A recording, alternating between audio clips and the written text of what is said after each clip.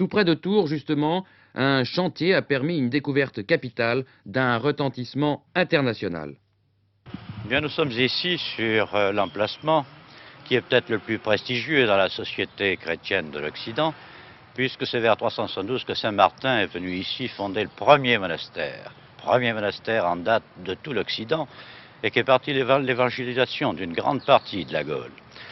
À ce monastère primitif a succédé très vraisemblablement un édifice du Haut Moyen-Âge qui a été détruit par les Normands en 853, et n'oublions pas qu'il devait être important puisqu'on y comptait 150 moines, dont 126 furent massacrés.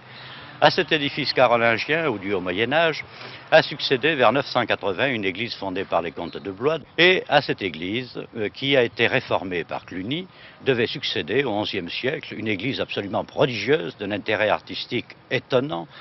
tout à fait extraordinaire, puisque c'est une église qui a été financée par Guillaume le Conquérant et qui était, à mon sens, à ma connaissance, le plus grand édifice du XIe siècle. Au début du XIIIe, pour se mettre au goût du jour, on a rasé cette église romane que nous avons retrouvée à 6 mètres de profondeur, et on a établi au-dessus